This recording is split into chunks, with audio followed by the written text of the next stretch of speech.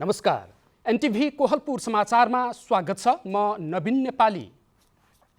नेपालको संवैधानिक इतिहासमा पहिलो पटक जननिर्वाचित संविधान सभाको अत्यधिक बहुमतबाट पारित भएको संविधानले 8 वर्ष पार गरेको छ।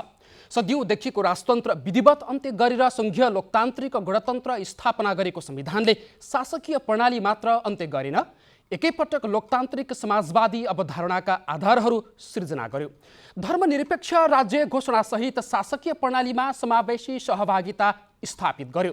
संविधानलाई प्रभावकारी सिद्ध गर्ने दायित्व मूलतः सरकार र जनप्रतिनिधि संस्था संसदको हो, तर नागरिकको हक अधिकार सम्बन्धमा बनाउनुपर्ने कानुन कम्तीमा 3 वर्षभित्र बनाइनु पर्ने भनेर तोकिए पनि कतिपय कानुनहरू अझै बनाइएको छैन। आजको समाचारमा संविधान दिवसका प्रसङ्गसहित देश विदेश र खेलकुदका विविध खबरहरू हुनेछन्।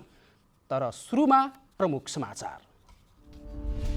संविधान जारी भएको आज 8 वर्ष पुरा देशभर विविध कार्यक्रम सम्पन्न। संविधानको प्रभावकारी कार्यान्वयन नभएको गुनासो कायमै। देशभर हालसम्म 10,000 बढी झोलुङ्गे पुल निर्माण भएको सरकारको तथ्याङ्क। पहाडी जिल्लाको तरितराउ बिस्तारै सहज बन्दै। 10 वर्ष सशस्त्र युद्धमा होमिएको माओवादी पूर्व लडाकु 12 वर्षदेखि बाख्रा पालनमा, गाउँमा अन्य युवाको लागि प्रेरणाको स्रोत बन्दै। क्यानाडा र भारत बीचको सम्बन्ध बिग्रदो, भारतमा आतंकवाद र अपहरणको खतरा रहेको भन्दै क्यानाडा सरकारबाट नयाँ एडभाइजरी जारी। र एसियाली खेलकुद अन्तर्गत पुरुष भलिबलमा आज पनि नेपाल इरानसँग पराजित। लगातार दोस्रो हारपछि नेपाल प्रतियोगिताबाटै बाहिरियो।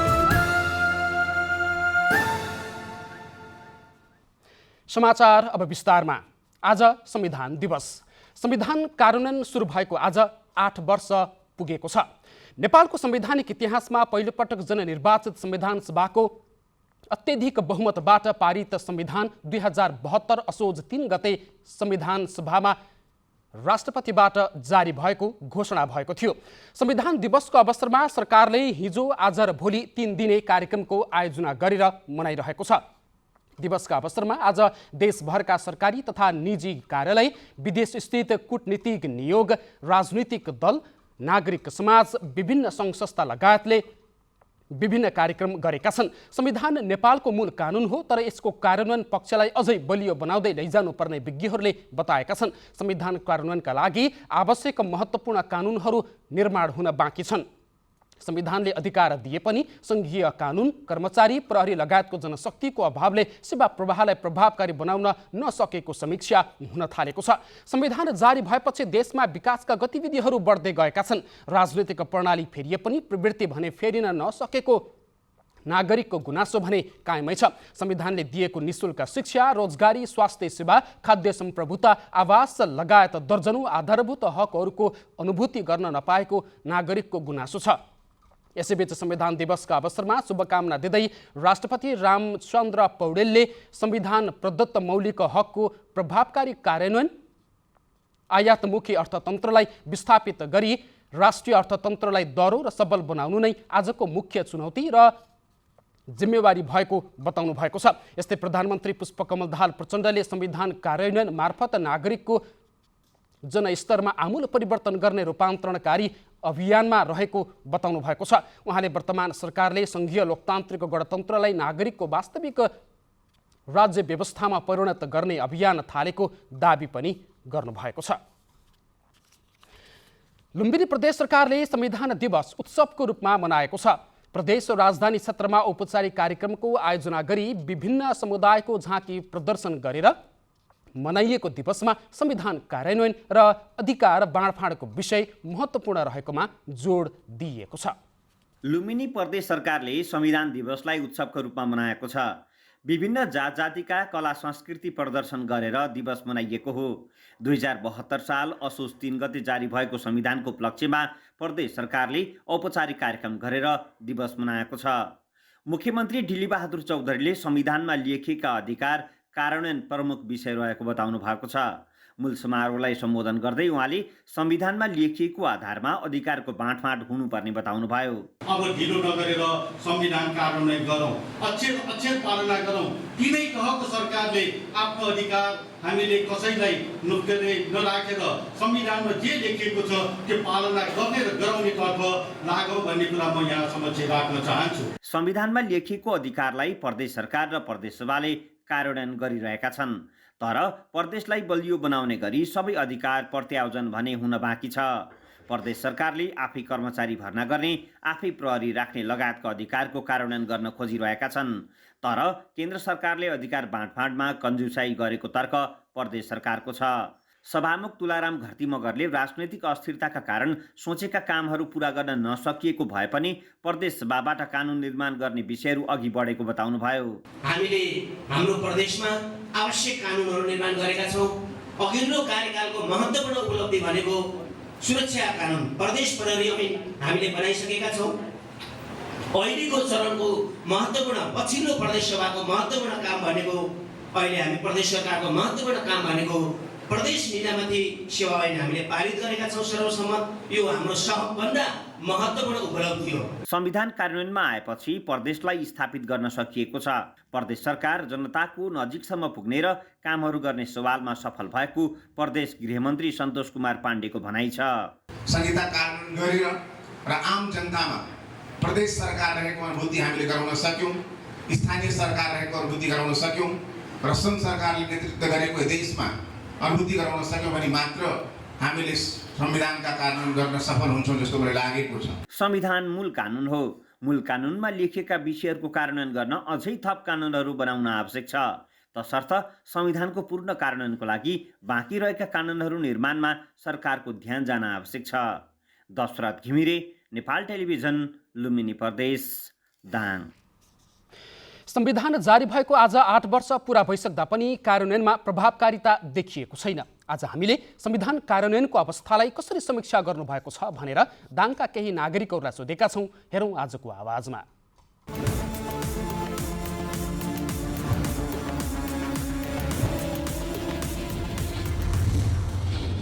संविधान हामीले प्राप्त संविधानको रक्षा गर्नु, यसको चाहिँ उपलब्धिलाई हामीले कार्यान्वयन गर्ने र संविधान प्राप्त गर्नको लागि बलिदान गर्ने ती महान शहीदहरू, घाइते, अपाङ्ग योद्धा र सम्पूर्ण चाहिँ तपाईँको बेपत्ता परिवारहरूलाई पनि म हार्दिक सम्मान पत्र गर्न चाहन्छु।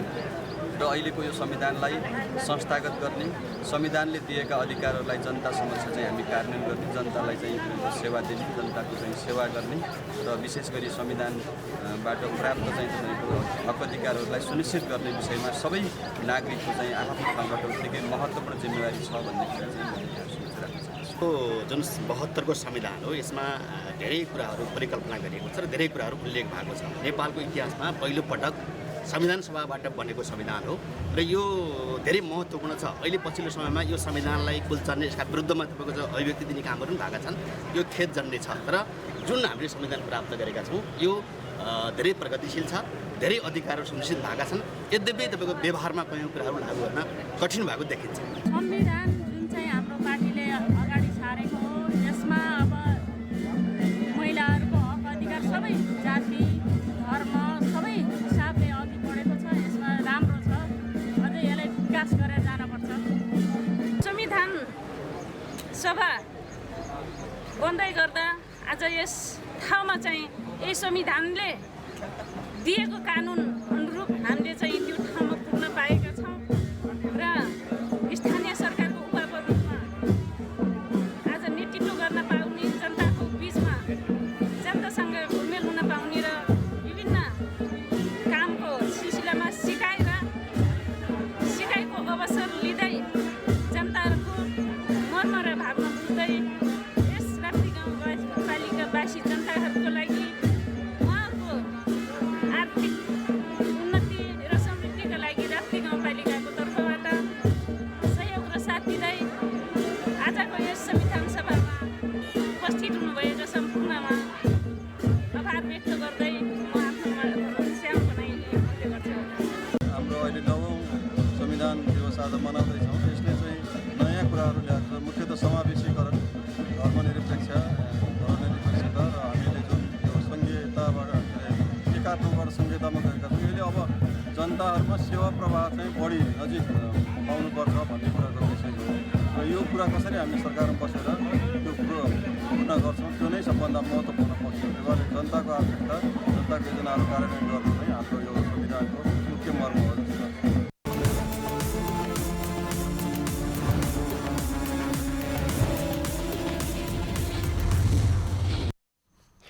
सरकारले संविधान दिवसको अवसर पारेर 670 जनाको कैद मिनाहा गरेको छ। राष्ट्रपति रामचन्द्र पौडेलले मन्त्री परिषदको 29 भदौको सिफारिस अनुसार 3 असोजदेखि लागू हुने गरी 670 जनाको कैद मिनाहा गर्नुभएको हो।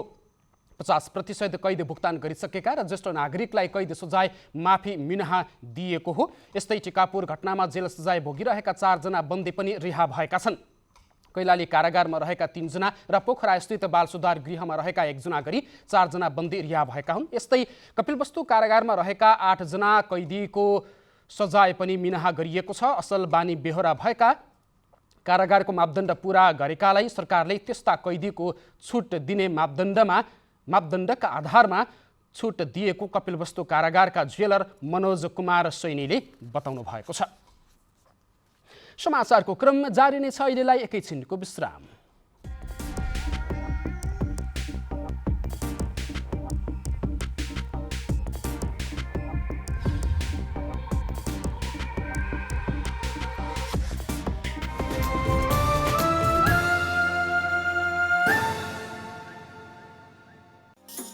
हाम्रो इतिहास, पहिचान र मूल्य मान्यताहरूको प्रतिबिम्ब हो हाम्रो संस्कृति। तर द्रुत गतिमा परिवर्तन भइरहेको संसारमा हामीहरूले आफैलाई सोधौँ के हामीले हाम्रो संस्कृति जोगाउन पर्याप्त प्रयासहरू गरिरहेका छौँ? विश्वव्यापीकरण र प्रविधिको विकास सँगसँगै हाम्रो सांस्कृतिक सम्पदा र संस्कृतिहरू बिर्सिने जोखिममा छन्। परम्परागत प्रचलन, भाषा र वेशभूषाहरू लोप हुँदै गइरहेका छन्। तर आशा छ चाडपर्वहरूदेखि लिएर धार्मिक स्थलहरू र कलाकृतिहरूको संरक्षण गर्न र यसको प्रवर्धन गर्न मानिसहरू एकजुट भइरहेका छन्। हाम्रो संस्कृतिको संरक्षणले हामीलाई हाम्रो विगतलाई सम्मान गर्न मात्र होइन, यसले रचनात्मकतालाई पनि प्रेरित गर्दछ र आर्थिक विकासका लागि पनि आधार हो। हाम्रो सांस्कृतिक सम्पदा एक पुस्तादेखि अर्को पुस्तामा हस्तान्तरण हुने हुँदा यो हामी र हाम्रो प्रयासमा निर्भर छ। आओ आफ्नो पहिचान र संस्कृतिलाई संरक्षण गर्न एकजुट हौँ।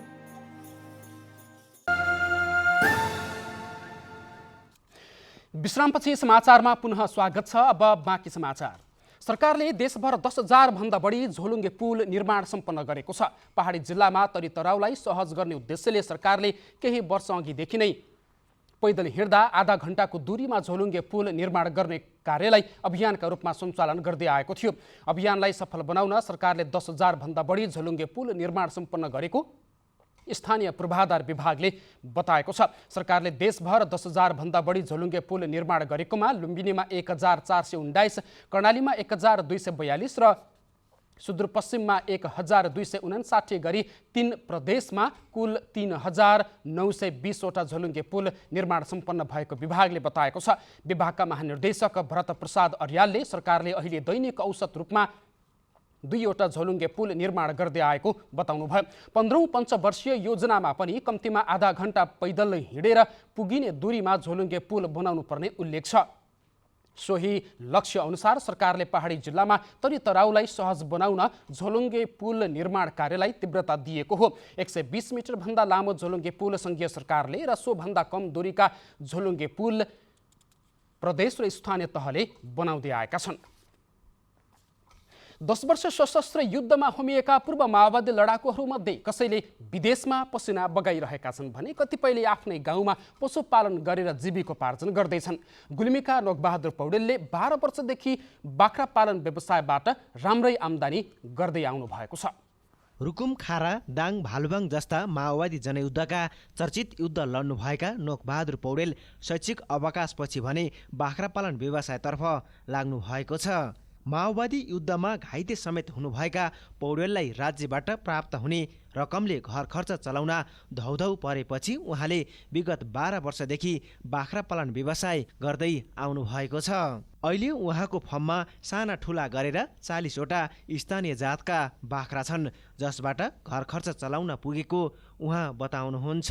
अहिले बाख्राको सङ्ख्या मसँग साना ठुला गरेर चाहिँ 40 बाख्रा छन्।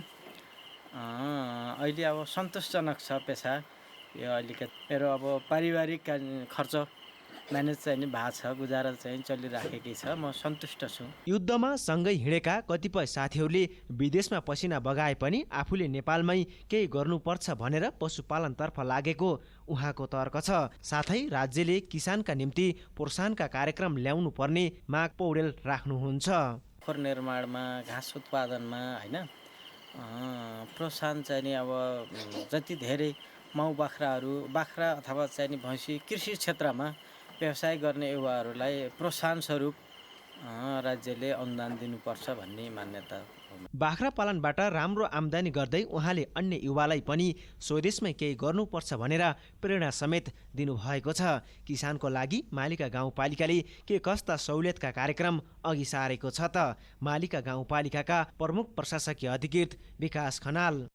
कृषि तथा उद्यम क्षेत्र परियोजना मार्फत करिब 200 जना युवाहरूलाई उद्यमी बनाउने र उहाँहरूका उत्पादन भएका जति पनि वस्तुहरू हुन्छन् उहाँहरूलाई बजारको पहुँचसम्म एक्सेस पुर्याइदिने र त्यसको माध्यमबाट चाहिँ उहाँहरू एउटा आत्मनिर्भर रोजगार भएर बस्न सक्ने वातावरण क्रिएट गर्न त्यसको प्रयत्न गरिरहेको अवस्था छ गाउँमा। गाउँमै पसिना बगाएर स्थानीय तहलाई कृषि तथा पशुपालन क्षेत्रमा आत्मनिर्भर बनाउन खोजेका किसानलाई देशका तीनै तहका सरकारले संरक्षण गर्न आवश्यक छ। डीबी खड्का, नेपाल टेलिभिजन, लुम्बिनी प्रदेश, गुल्मी।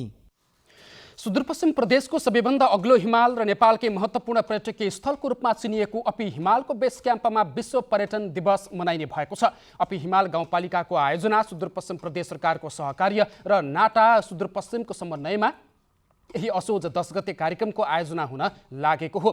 पर्यटन दिवस केवल उत्सवका रूपमा मात्र नभएर यस क्षेत्रका जनताहरूको आर्थिक उपार्जन र रोजगारीका अवसरहरू सृजना गर्ने उद्देश्यले आयोजना गरिएको अपी गाउँपालिकाका अध्यक्ष भगतसिंह बोहराले जानकारी दिनुभएको छ। उद्योग, पर्यटन, वन तथा वातावरण मन्त्री रमेश सिंह धामीले सुदूरपश्चिम प्रदेशको एकीकृत पर्यटन पूर्वाधार विकास कार्यक्रम सञ्चालन गरेर पर्यटकीय क्षेत्रको विकासमा लागेको बताउनु भएको छ। त्यस क्षेत्रमा रहेका पर्यटकीय क्षेत्रहरूको विकास गर्न सके आफ्नै क्षेत्रमा रोजगारी सृजना गर्न सकिने र विदेश धाउनु पर्ने अवस्थाको अन्त्य हुने स्थानीयको पनि भनाइ छ।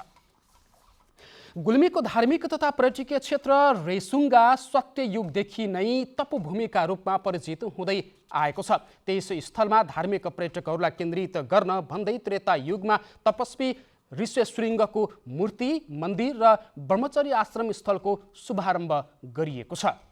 गुल्मी जिल्लाको धार्मिक तथा पर्यटकीय क्षेत्र रेसुङ्गामा त्रेता युगमा तपस्वी ऋष्यशृङ्गको तपस्या स्थल सानो रेसुङ्गामा मूर्ति अनावरण गरिएको छ। प्युठान जिल्लाको स्वर्गदारी आश्रमका मुख्य पीठाधीश डाक्टर रुद्रानन्द ध्रुवश्रीले ऋष्यशृङ्गको मूर्ति, मन्दिर र ब्रह्मचर्य आश्रम स्थलको शुभारम्भ गर्नुभएको हो। 2 वर्ष पहिले निर्मित मन्दिर, आश्रम स्थल र त्यस स्थानमा तपस्वी ऋष्यशृङ्गको मूर्ति एक कार्यक्रमका बीच अनावरण गरिएको थियो। रेसुङ्गा र प्युठान जिल्लाको स्वर्गदारी आश्रम बीच प्राचीन कालदेखिको सम्बन्ध रहेको पाइन्छ। त्यही सम्बन्धलाई पुनः कायम गर्ने उद्देश्यले त्यस स्थानका मुख्य पीठाधीशलाई ल्याएर मन्दिर र मूर्ति अनावरण गरिएको हो। स्वर्गद्वारी र रेसुङ्गाको पनि पुरानो सम्बन्ध छ। स्वर्गद्वारीका महात्माहरू पनि आएर पहिला तपस्या गर्नुहुन्थ्यो र यो क्षेत्रबाट ऊर्जा आफूलाई चाहिँ लिएर जानुहुन्थ्यो। त्यसकारण यो सामान्य क्षेत्र नभएर स्वर्गद्वारी र यो रेसुङ्गा पनि एउटा प्राचीन सम्बन्ध छ। त्यही सम्बन्धलाई कायम राख्न म यहाँ आज उपस्थित भएको छु। अयोध्याका राजा दशरथलाई सन्तान नभएपछि रेसुङ्गा धाममा तपस्वी ऋष्यशृङ्गलाई अयोध्या बोलाएर पुत्रेष्टि महायज्ञ गरेमा सन्तान हुन्छन् भन्ने राजा दशरथका गुरु ऋष्यहरूको सल्लाह अनुसार ऋष्यशृङ्गबाट पुत्रेष्टि महायज्ञ गराइएको कथा वेद पुराणमा उल्लेख छ। यज्ञका प्रभावले दशरथका छोरा राम, लक्ष्मण, भरत र शत्रुघ्न जन्मेको त्रेतायुगको कथा पुराणमा उल्लेख छ। यही मान्यताका आधारमा रेसुङ्गा धार्मिक हिसाबले निकै महत्त्वपूर्ण क्षेत्र मानिँदै आएको हो। यो सिद्ध भूमि, देवभूमि, अमृत भूमि 27वटा देवगिरीहरू भगवानका निमित्त 27वटा देव महत्त्वपूर्ण गिरीहरू छन्। त्यसमध्येमा महत्त्वपूर्ण गिरी यो हो। ऋष्य शृङ्गाले तपस्या गरेको स्थानमा हाल ब्रह्मचरी तदर्थानन्दले काँचो खाना मात्र खाएर वर्षौंदेखि तपस्या गर्दै आउनु भएको छ। यो ऊर्जा क्षेत्रलाई हामीले विकृति विसङ्गतितिर लैजाने होइन कि ऊर्जावान बनाउने, ताकि हामीहरूलाई 21औं शताब्दीमा पनि अनुभूति महसुस होस् धर्म के हो, अध्यात्म के हो। सानो रेसुङ्गामा निर्माण भएको मुख्य मन्दिर, आश्रमस्थल र मूर्ति सहित करिब 1.5 करोडको लागतमा निर्माण गरिएको हो। लुम्बिनी प्रदेश सरकार र रेसुङ्गा नगरपालिकाको साझेदारीमा निर्माण भएको हो। अनिल खत्री, नेपाल टेलिभिजन, लुम्बिनी प्रदेश, गुल्मी। समाचारको क्रम जारी नै छ, एकैछिनको विश्राम।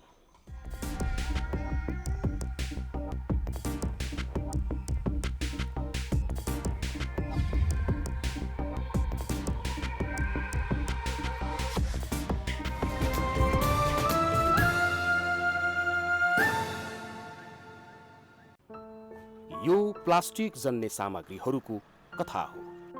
यो सानो कुरा हो। केही समयका लागि यसको प्रयोग गरिन्छ, त्यसपछि फ्याँकिन्छ।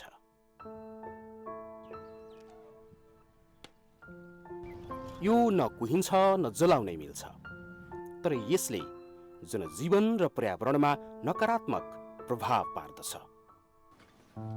यसको व्यवस्थापन यसरी नै हुनुपर्छ भन्ने छैन, तर प्रशोधन गरेर यस्ता प्लास्टिक जन्य सामग्रीहरूलाई हामीले दोस्रो मौका दिन सक्छौँ। यसलाई नयाँ उत्पादनमा परिणत गर्न सकिन्छ, प्राकृतिक स्रोतको संरक्षण गर्न र प्रदूषण नियन्त्रण गर्न सकिन्छ। आउनुहोस्, प्लास्टिक जन्य सामग्रीहरूको प्रयोगलाई निरुत्साहित गरौँ र गरिसकेका वस्तुहरूको उचित व्यवस्थापन गरी हाम्रो वरपरको वातावरणलाई स्वच्छ राख्नमा सहयोग गरौँ।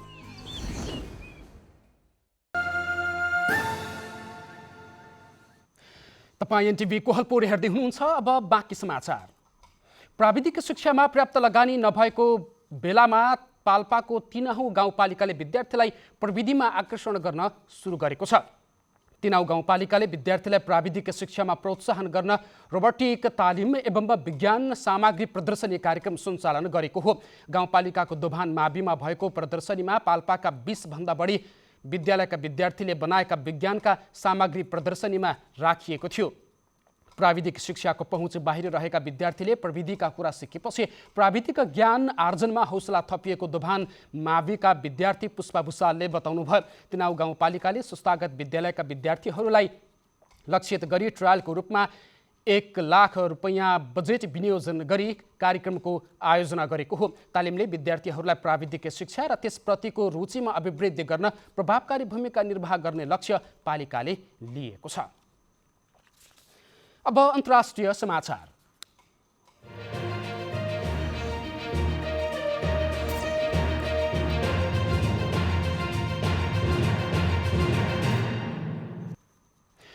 क्यानाडाले भारतका लागि नयाँ ट्राभल एडभाइजरी जारी गरेको छ। क्यानाडाले आफ्ना नागरिकहरूलाई अत्यन्त सतर्क रहन भन्दै भारत प्रशासित जम्मू कश्मीरको यात्रा नगर्न आग्रह गरेको छ। जम्मू कश्मीरमा आतंकवाद, अतिवाद, अशान्ति र अपहरणको खतरा रहेको क्यानाडाले जारी गरेको एडभाइजरीमा उल्लेख छ। पाकिस्तानसँग सीमा जोडिएको भारतको गुजरात, पन्जाब र राजस्थान क्षेत्रमा नजान पनि क्यानाडाले आफ्ना नागरिकहरूलाई भनेको छ।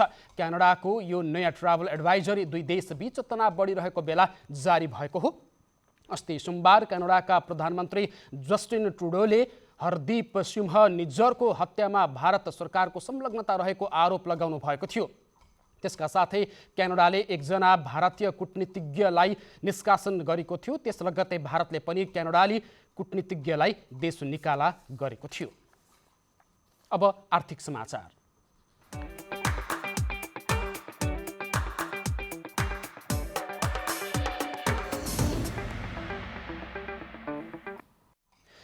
आज सुन चाँदीको मूल्य सामान्य घटेको छ। आज सुनको मूल्य तोलामा 200 रुपैयाँले र चाँदी 5 रुपैयाँले घटेको नेपाल सुन चाँदी व्यवसाय महासङ्घले जनाएको छ। महासङ्घका अनुसार आज सुनको मूल्य तोलामा 1,12,800 रुपैयाँमा कारोबार भयो।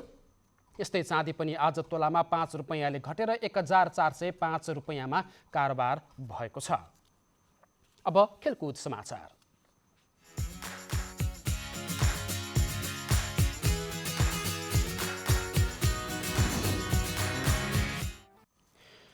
19औं एसियाली खेलकुद अन्तर्गतको पुरुष भलिबलमा नेपाल इरानसँग पराजित भएको छ। लगातार दोस्रो हार बेहोरेको नेपाल प्रतियोगिताबाट जितविहीन रूपमा बाहिरिएको छ। नेपाल पहिलो खेलमा हिजो बहराइनसँग पराजित भएको थियो। आज भएको खेलमा नेपाल 3-0 को सोझो सेटमा पराजित भएको हो। नेपाल 25-9, 25-15 र 25-13 को सेटमा पराजित भएको छ। अब मौसम समाचार।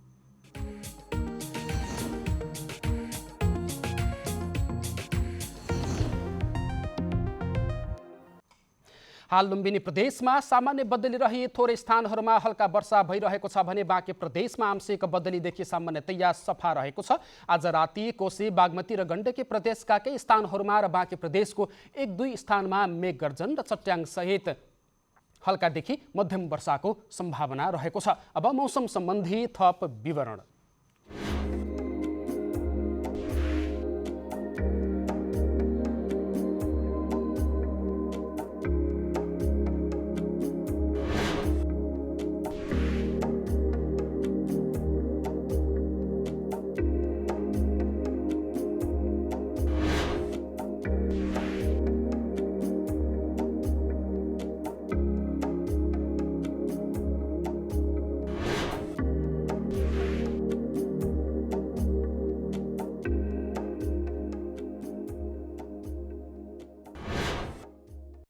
समाचारको अन्त्यमा प्रमुख समाचार पुनः एकपटक। संविधान जारी भएको आज 8 वर्ष पूरा, देशभर विविध कार्यक्रम सम्पन्न। संविधानको प्रभावकारी कार्यान्वयन नभएको गुनासो कायमै। देशभर हालसम्म 10,000 बढी झोलुङ्गे पुल निर्माण भएको सरकारको तथ्याङ्क। पहाडी जिल्लाको तरी तराउ बिस्तारै सहज बन्दै। 10 वर्ष सशस्त्र युद्धमा हुमिएका माओवादी पूर्व लडाकु 12 वर्षदेखि बाख्रा पालनमा, गाउँमा अन्य युवाको लागि प्रेरणाको स्रोत बन्दै। क्यानाडा र भारत बीचको सम्बन्ध बिग्रदो, भारतमा आतंकवाद र अपहरणको खतरा रहेको भन्दै क्यानाडा सरकारबाट नयाँ एडभाइजरी जारी। र एसियाली खेलकुद अन्तर्गत पुरुष भलिबलमा आज पनि नेपाल इरानसँग पराजित। लगातार दोस्रो हारपछि नेपाल प्रतियोगिताबाटै बाहिरियो।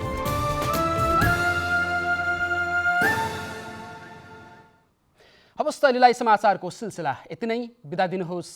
नमस्कार।